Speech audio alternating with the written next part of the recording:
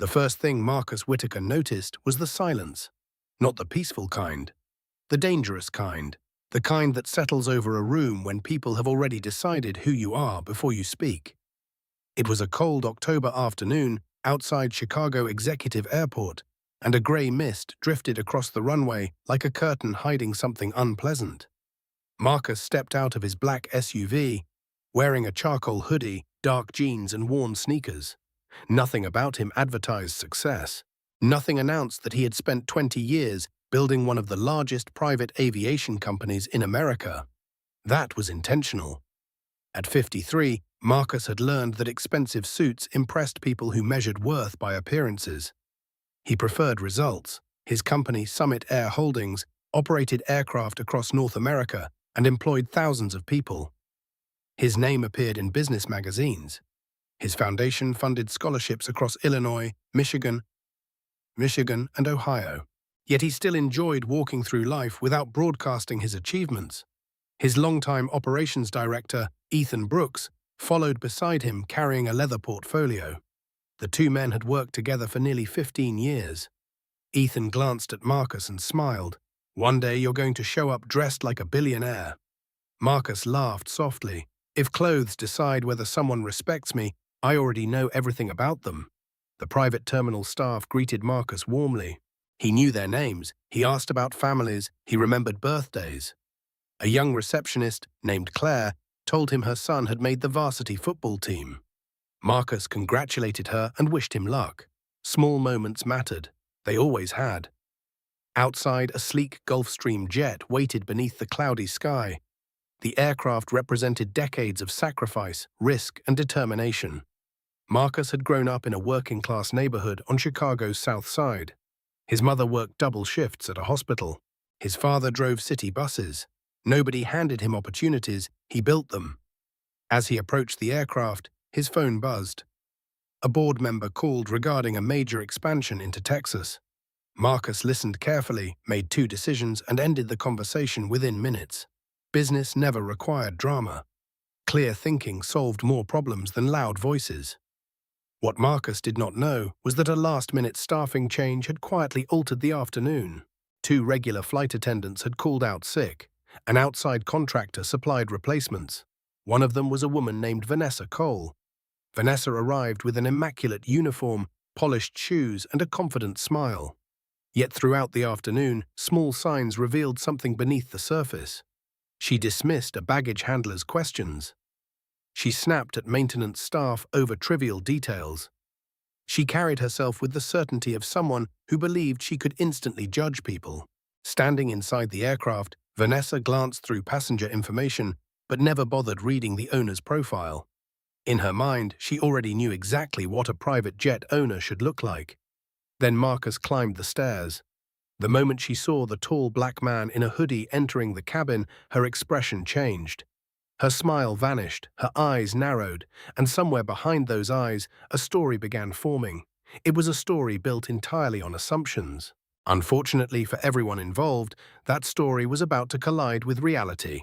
Vanessa Cole stepped directly into Marcus Whitaker's path before he could reach his seat. The atmosphere inside the jet changed immediately. The polished cabin reflected soft amber lighting across handcrafted leather seats. Outside, the fading afternoon light filtered through layers of grey clouds. Everything felt calm except for the tension now hanging between them. "Can I help you?" Vanessa asked. The question sounded polite on the surface. The tone underneath was not. Marcus paused. "I'm the passenger." Vanessa did not move. "I'm going to need identification."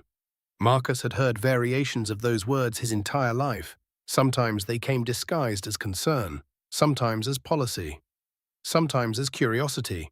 Yet they almost always arrived after someone looked at him and made assumptions. He calmly opened his phone and displayed the flight information. The aircraft registration matched. The itinerary matched. His name matched. Vanessa barely glanced at the screen. "That doesn't prove anything." Marcus remained composed. He retrieved his driver's license and handed it to her. Vanessa studied it for several seconds. The address belonged to one of the most exclusive communities outside Chicago. The photograph matched perfectly. The name matched the passenger manifest. Everything aligned. Still, she looked unconvinced.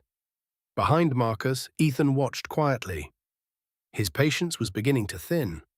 Vanessa finally returned the license. No apology, no welcome aboard, no acknowledgement, just a brief nod.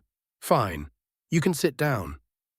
Marcus accepted the license and walked toward his seat. The disrespect itself did not surprise him.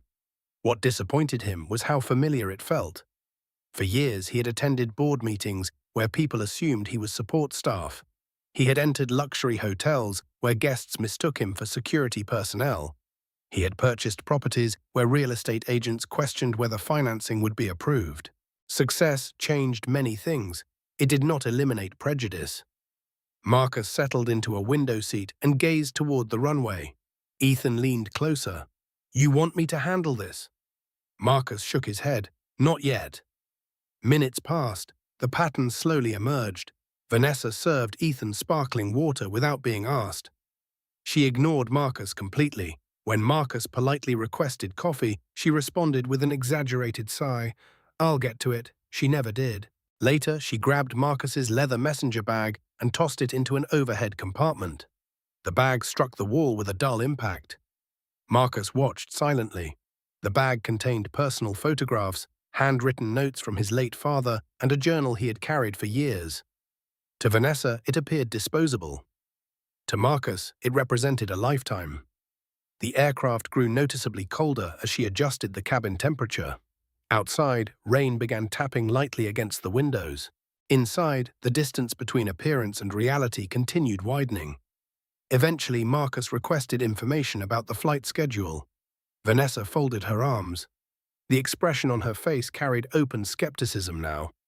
"Sir, this aircraft is reserved for the owner." The words landed heavily. Ethan sat forward. Marcus remained still. "I am the owner," he replied. Vanessa laughed, not nervously, not politely, a genuine laugh of disbelief. "Sure you are." Marcus looked directly into her eyes. "I founded Summit Air Holdings 22 years ago." The confidence in his voice should have ended the conversation. Instead, it made Vanessa more defensive. Something inside her refused to accept what stood plainly before her. She turned away and pulled out her phone. Marcus watched as she stepped toward the front of the cabin. Then he heard words that instantly changed everything. "Airport security," Vanessa said into the phone. "I think we have a problem on this aircraft." Across the cabin, Ethan slowly lowered his tablet. His expression hardened. Marcus stared out the rain-streaked window and felt an old, familiar exhaustion settle into his chest. The afternoon was no longer about a flight. It had become something much bigger. The rain intensified outside as an airport security vehicle rolled across the tarmac. Inside the aircraft, nobody spoke. Marcus Whitaker sat calmly in his seat, hands resting on the armrests. Years of business negotiations had taught him something important. The loudest person rarely controlled the situation. Patience often carried more power than anger. Vanessa stood near the cabin entrance with her phone still in hand. She looked confident, certain, almost proud. Ethan watched her carefully. The confidence bothered him. People who made honest mistakes usually showed uncertainty once evidence appeared. Vanessa had seen the identification. She had heard Marcus identify himself. Yet she seemed more convinced than ever. That certainty revealed something deeper. A few minutes later, Officer Daniel Mercer climbed the aircraft stairs. He was a veteran airport officer in his mid-40s, broad shoulders, calm eyes. A man who looked like he preferred solving problems without creating them. As he entered the cabin, he immediately noticed the tension. Vanessa approached him first. "Thank goodness you're here," she said. Her voice sounded concerned, almost frightened. "This man boarded claiming he owns the aircraft. He's refusing to cooperate." Marcus raised an eyebrow. Refusing to cooperate? He had handed over identification, answered every question, remained seated. The statement wasn't merely inaccurate, it was false. Officer Mercer turned toward Marcus. "Sir, would you mind explaining what's happening?" Marcus appreciated the question. At least someone was asking before making assumptions. "My name is Marcus Whitaker. I own this aircraft through Summit Air Holdings." Ms. Cole questioned my identity despite reviewing my documentation. Mercer nodded slowly. Do you have identification available? Marcus handed over his license. The officer examined it carefully. Unlike Vanessa, he actually read it. Then he looked at Marcus, then back at the license.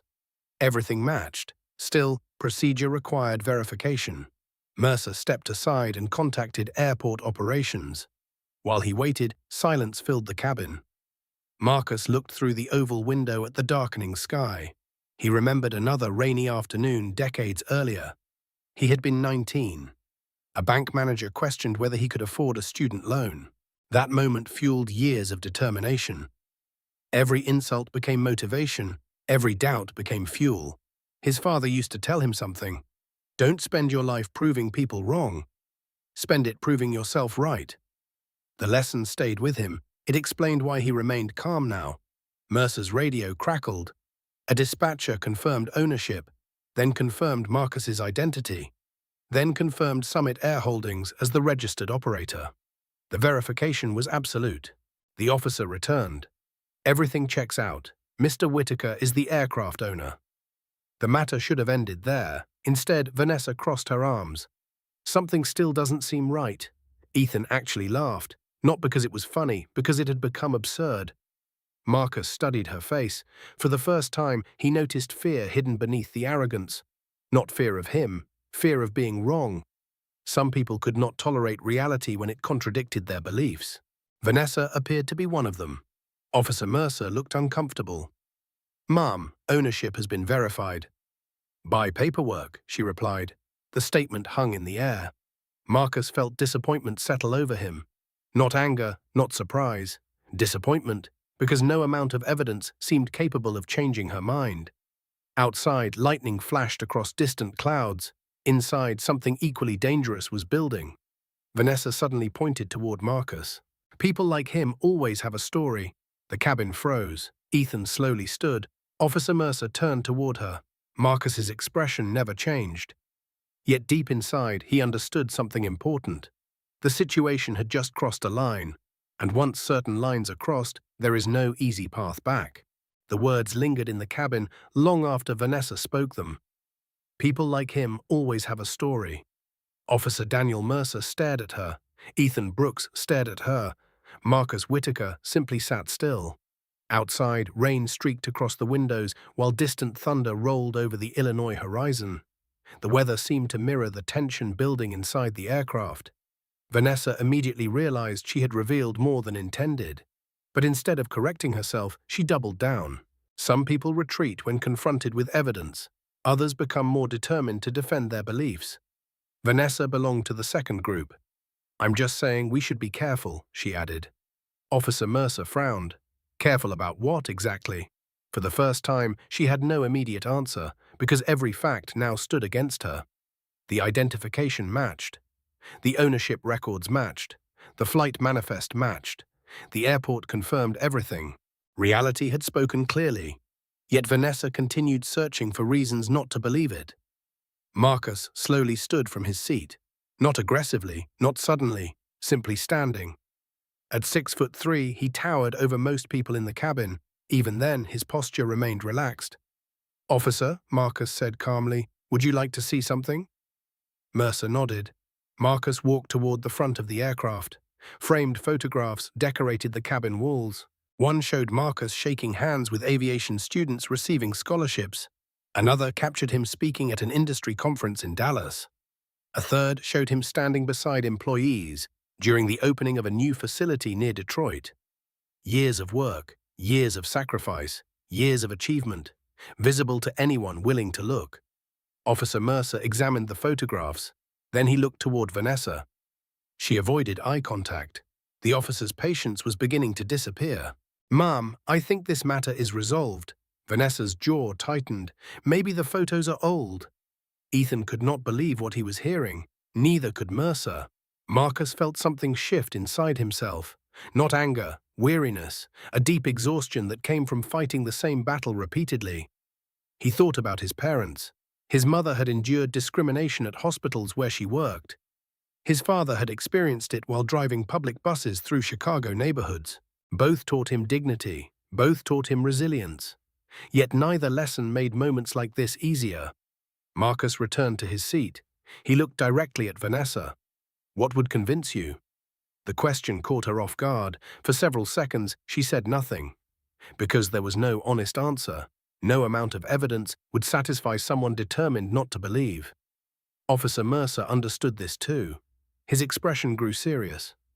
Ms. Cole, I need to ask you something. What? If Mr. Whitaker were a different person physically, would we still be having this conversation? The question landed heavily.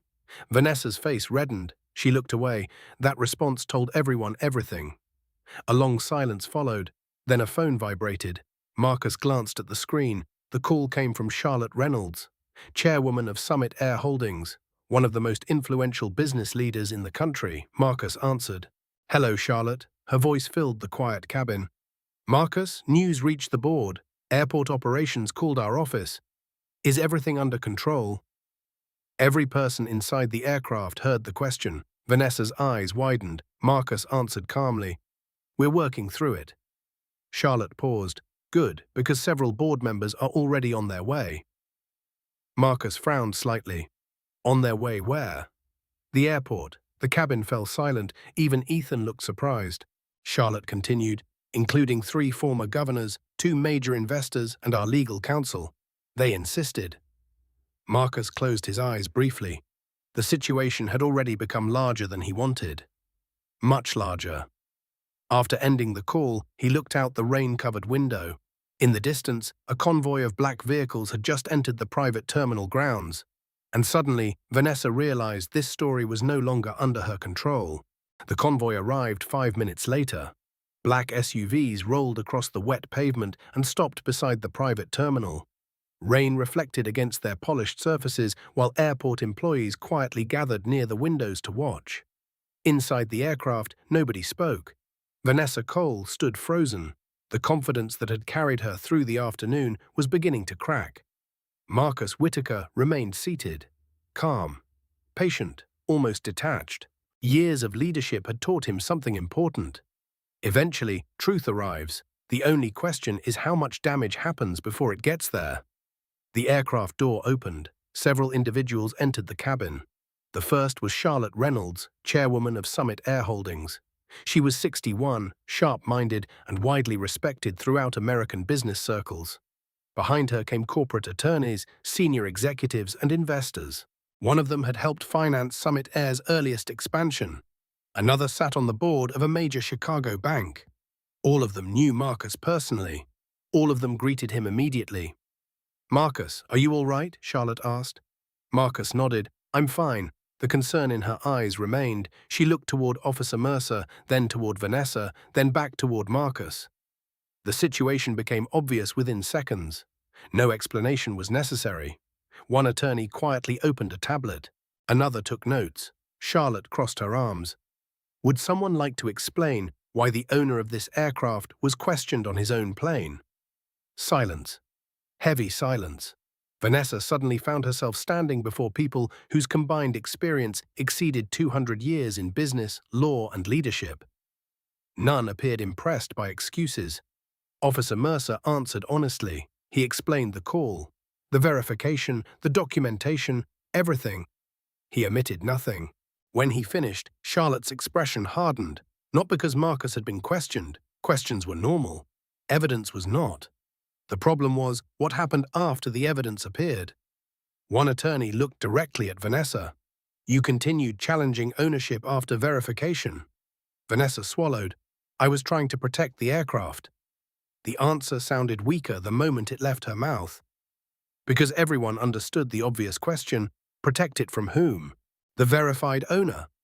The founder whose photographs decorated the cabin? The man recognized by every executive standing there? Marcus watched quietly. Part of him wanted the situation to end. Another part understood why it could not. Moments like this were rarely isolated. They happened because smaller moments had been ignored for years. Charlotte slowly walked through the cabin. She stopped beside one of the framed photographs. It showed Marcus speaking to aviation students in Atlanta. This photograph has been here for 3 years, she said.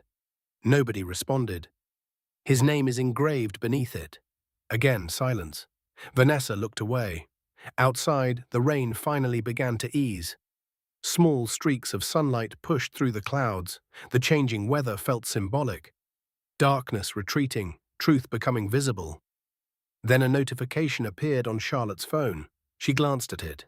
Her expression changed immediately. "Interesting," she said. Marcus raised an eyebrow. "What is it?" Charlotte looked toward Vanessa. Corporate compliance just completed a preliminary review. The cabin grew still. Apparently there have been previous complaints. Vanessa's face lost color. One complaint might be explained, two complaints might be debated, but the words previous complaints carried enormous weight. The attorneys exchanged looks. Officer Mercer straightened. Marcus felt a quiet sadness settle over him. Because if previous complaints existed, then this afternoon was not an exception. It was a pattern. Charlotte lowered her phone. There are 3 documented incidents involving similar allegations. Nobody moved. Nobody spoke.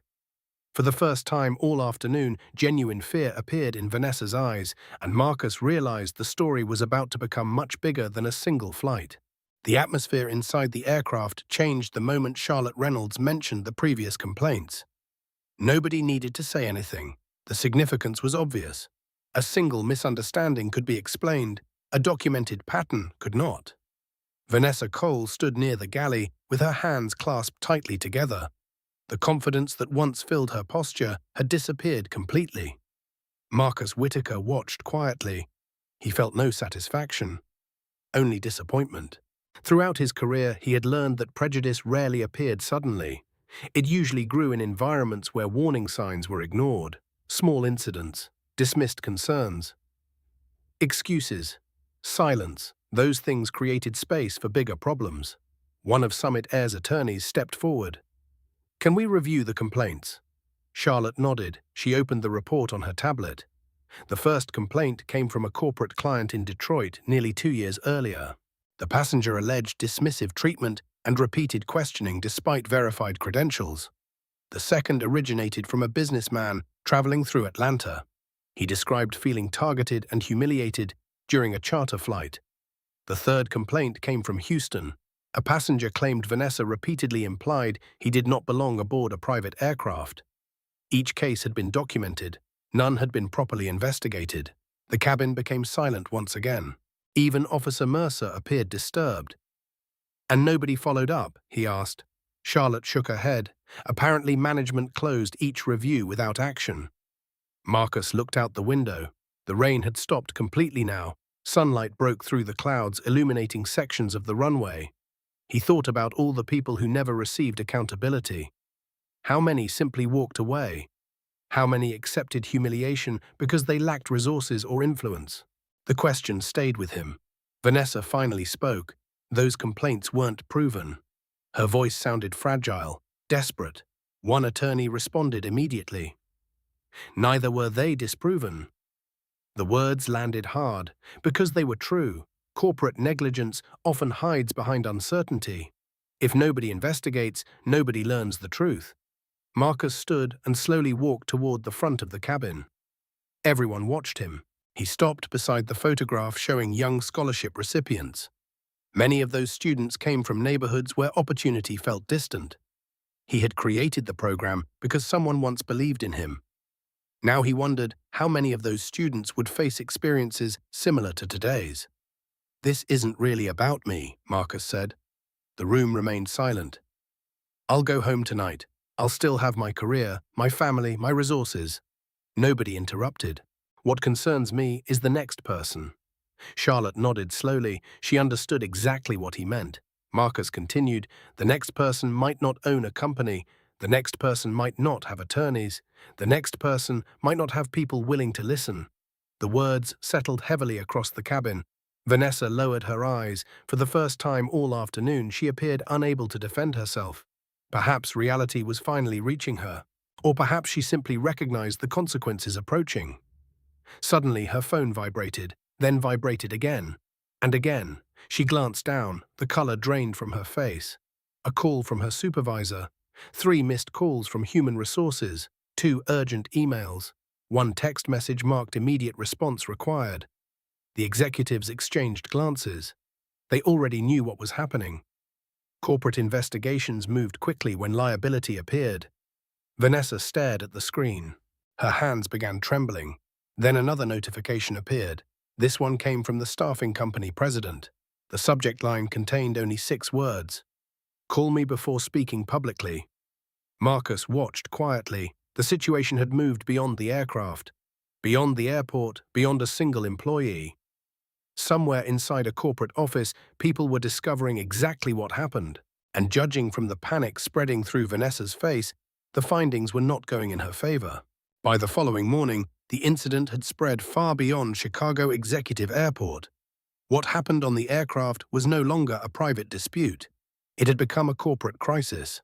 Inside Summit Air Holdings headquarters in downtown Chicago, senior executives gathered around a long conference table overlooking Lake Michigan. The city skyline shimmered beneath clear autumn sunlight, yet the mood inside the boardroom remained serious. Charlotte Reynolds opened the meeting. "We need to decide how we respond." Nobody disagreed. The previous evening, multiple witnesses had submitted written statements. Airport operations had documented the event. Officer Mercer had filed a complete report. Corporate attorneys were already reviewing every detail. Marcus sat quietly at the far end of the table. He listened more than he spoke. That was his leadership style. Observe first, act second. Across town, Vanessa Cole sat alone inside her apartment. The blinds remained closed. Her phone never stopped ringing. Human resources wanted statements. Corporate investigators wanted interviews. Reporters had somehow discovered her name.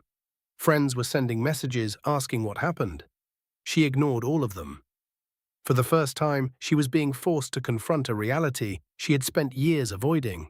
Her actions were not isolated. They formed a pattern. And patterns eventually create consequences. At Summit headquarters, Ethan Brooks reviewed a summary prepared overnight. The findings were troubling. The staffing contractor had received several complaints involving Vanessa over a period of years. Managers repeatedly chose informal warnings instead of formal discipline. Every missed opportunity had allowed the next incident to occur. Marcus stared out the boardroom window. Below, Chicago traffic moved steadily through the streets. Thousands of people were heading to work, building careers, supporting families, trying to move forward. Most would never know his name, yet many had likely experienced moments similar to yesterday. Being underestimated, being questioned, being judged before speaking, that thought bothered him more than the incident itself. "What are you thinking?" Charlotte asked. Marcus remained silent for several seconds, then he answered, "I'm thinking about systems." The room listened.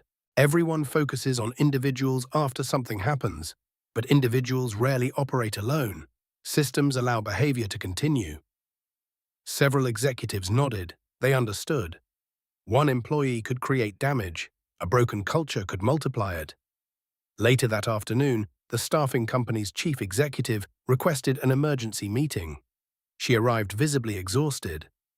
Dark circles surrounded her eyes. Her expression reflected a sleepless night.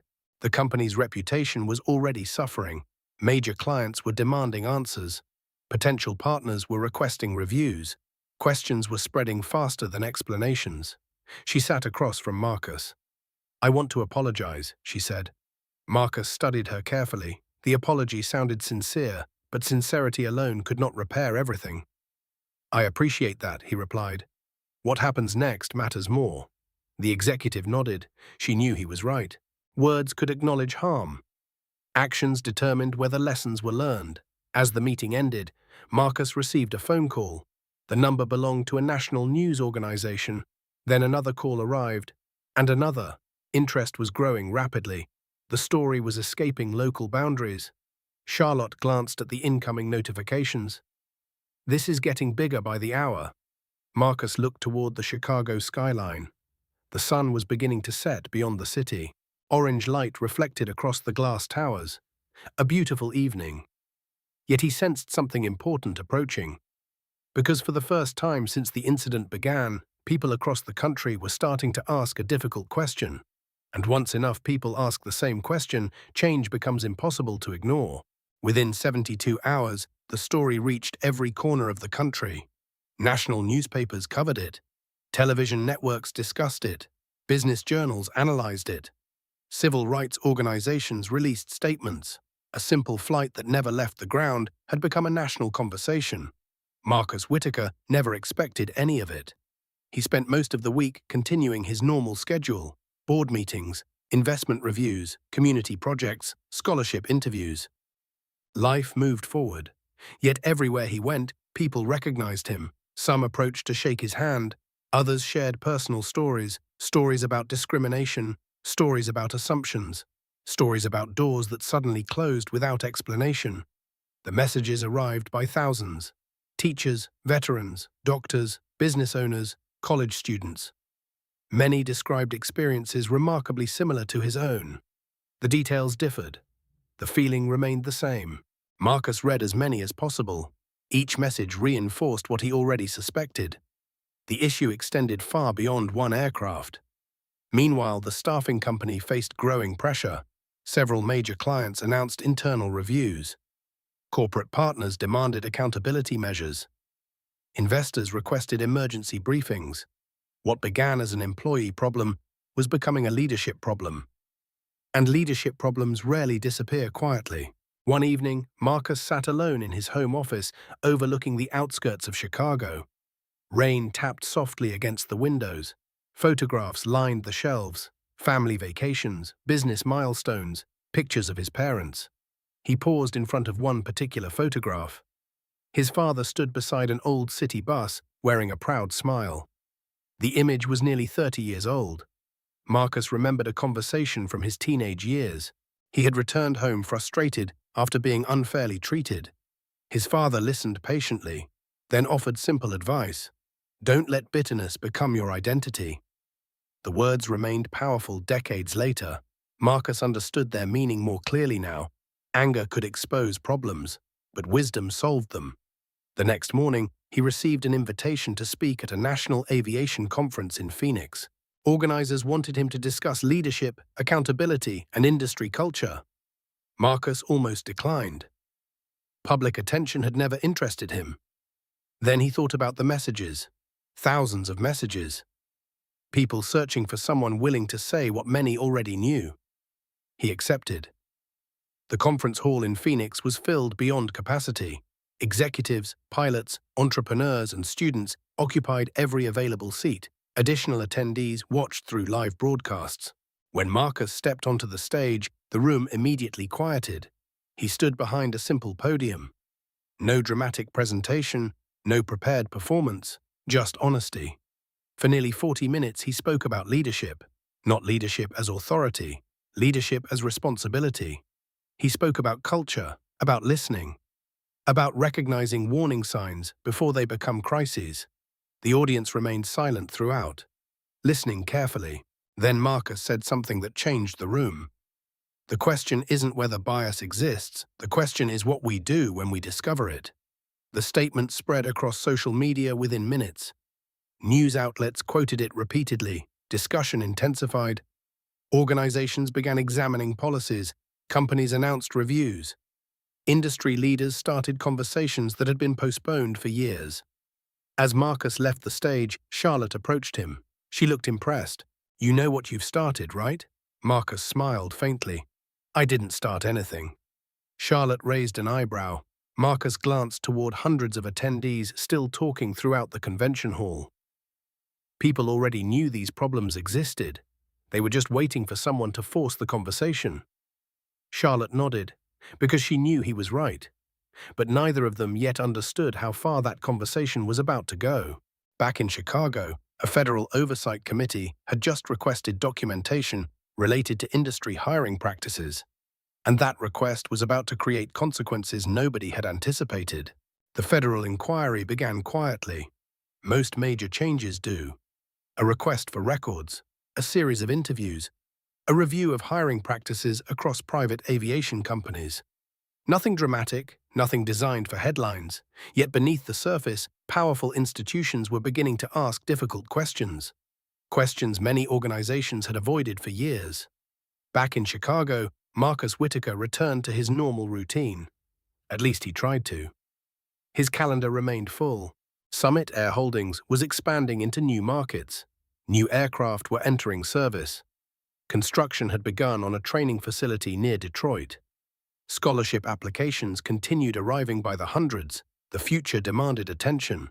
Still, the story followed him. Every interview, every conference, every public appearance. People wanted to discuss the incident. Marcus understood why. The aircraft had become a symbol, not because of what happened to him, because of what happened to countless others whose experiences never received attention. One afternoon, Marcus visited a youth aviation program on Chicago's South Side. Nearly 100 students attended. Many came from neighborhoods where opportunities felt limited. The excitement inside the classroom was contagious. Young people asked questions about engineering, flight training, business ownership, career paths, possibilities. Marcus enjoyed those conversations more than any board meeting. They reminded him why he built his company. Near the end of the visit, a teenage girl raised her hand. "How do you keep going when people don't believe in you?" The room became quiet. Marcus smiled. It was an honest question, one he understood deeply. "You stop waiting for their permission," he answered. The students listened carefully. People will always have opinions. Some will underestimate you. Some will doubt you. Some won't see your value. None of that changes who you are. Several students nodded. Marcus continued, "Your responsibility isn't convincing everyone.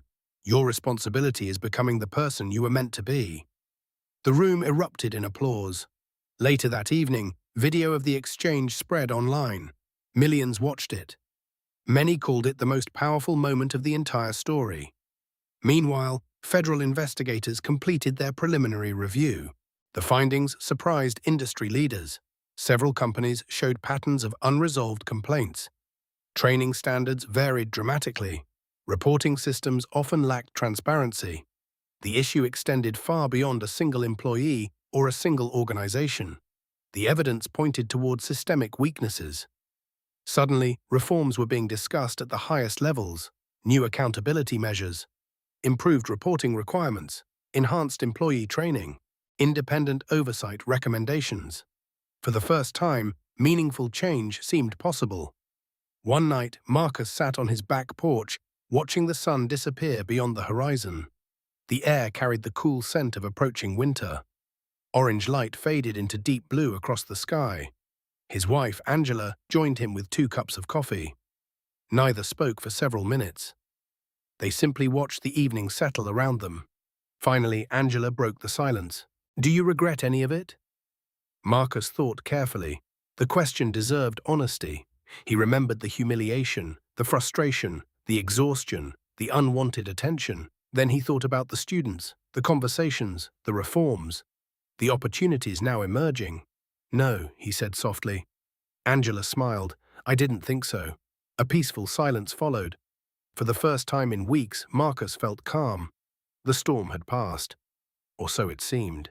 Because the next morning, an unexpected invitation arrived from Washington, D.C.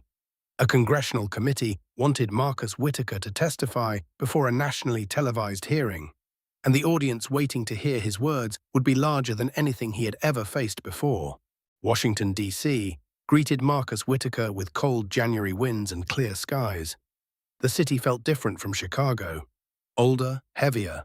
Every building seemed to carry decades of decisions, victories, mistakes, and consequences.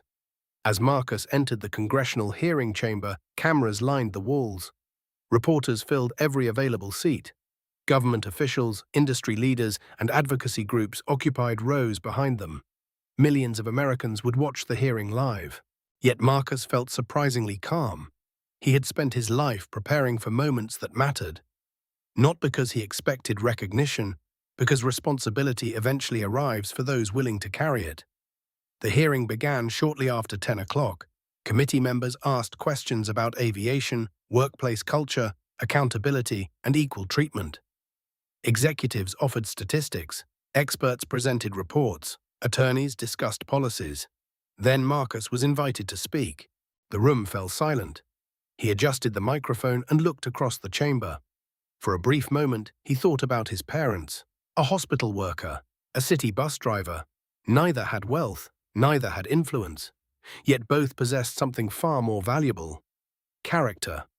Marcus began speaking. He described the afternoon at the airport. Not dramatically, not emotionally, simply truthfully. He explained what happened, why it mattered, and why the conversation extended beyond a single incident. Then he said something that would later appear in newspapers across the country. Respect should not depend on appearance. Dignity should not depend on assumptions. Opportunity should not depend on whether someone fits another person's expectations. The chamber remained completely quiet. Every camera focused on him. Every person listened. Marcus continued, "I was fortunate. I had resources. I had support. I had people willing to verify the truth. Many Americans do not." Several committee members nodded. Others took notes. Some appeared visibly moved. When the hearing ended, something unexpected happened. The discussion did not fade. It expanded. Over the following months, industry organizations adopted new accountability standards. Reporting systems improved. Training programs expanded. Independent review procedures became more common. Progress was not perfect. Real change rarely is. But movement had begun.